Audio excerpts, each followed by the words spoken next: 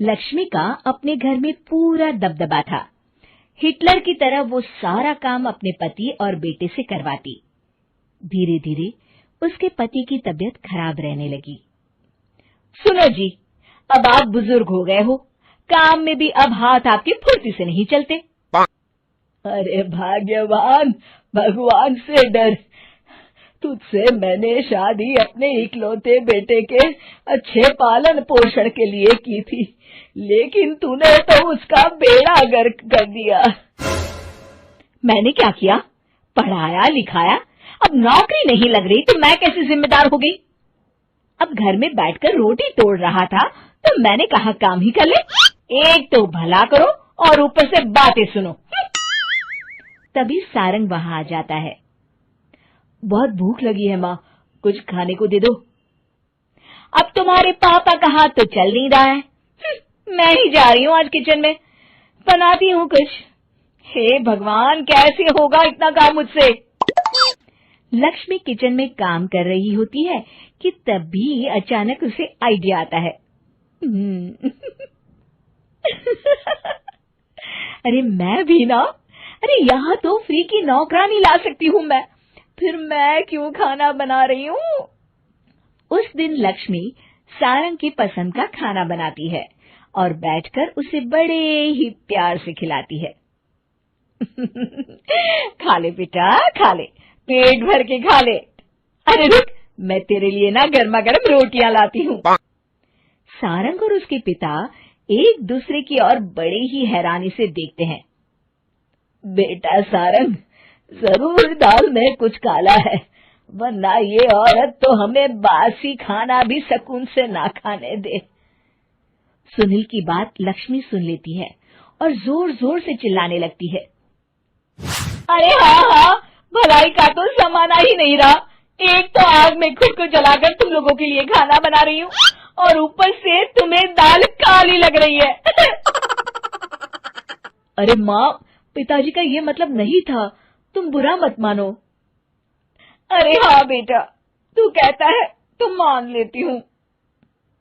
लक्ष्मी सारंग के पास बड़े ही प्यार से बैठ जाती है और फिर कहती है, बेटा मैंने ना तेरी शादी करने की सोच ली है। अब तेरे पिताजी के हाथ भी नहीं चलते तो सोच रही हूँ तेरे लिए बीवी ले आऊं। अब पता नहीं ना मैं भी कब मर जाऊं। अब ऐसे भाग्य भी कहाँ है हमारे। क्या कहा? अरे हाँ, तुम तो चाहते ही हो कि मैं मर जाऊं, लेकिन मैं अपनी प्यारी बहू का चेहरा देखे बिना नहीं मरूंगी। हाँ माँ, शादी तो मैं कर लूं, लेकिन मैं नौकरी नहीं करता, फिर कोई क्यों देगा मुझे अपनी बेटी? अरे क्यों नहीं देगा बेटी? इतना बड़ा घर, खेल खलियान है, किस चीज की कमी है हमारे पास? जो आएगी राज करेगी, राज। हम तो ना कर पाए राज, ये बोलो कि एक और नौकर तुम्हारे पास आ जाएगा। मैं कहती हूँ चुप हो जाओ। अरे खुद के घर का खाना बनाएगी तो क्या नौकरानी हो जाएगी? अब तुमसे तो किचन का काम होता नहीं, तो कोई तो करेगा ना। ठीक है माँ, तुम जैसा सही समझो बस। अब मेरी एक शर्त है, लड़की जो भी हो वो दिखने में कैसी भी हो या कहीं की भी हो, बस पढ़ी लिखी होनी चाहिए। अरे हाँ, ला देंगे पढ़ी लिखी बेटा, मैंने कौन सा काम करवाना है उससे। हाँ। और फिर एक दिन पास के गांव की ही रति से सारंग की शादी हो जाती है। रति दिखने में बहुत ही सुंदर थी, साथ ही साथ काफी पढ़ी लिखी थी। रति को लक्ष्मी के सौतेले होने की बात पता नहीं थी।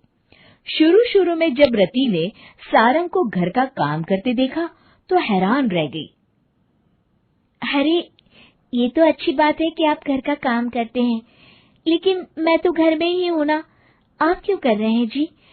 जाइए आप नौकरी के लिए अप्लाई कीजिए ना। तभी लक्ष्मी वहां आ जाती है। अरे रति बहू, करने दे उसे काम।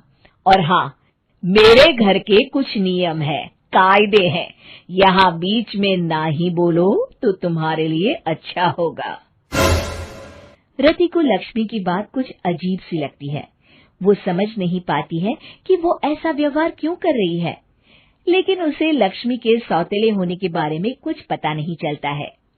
फिर एक दिन तो हद ही हो जाती है।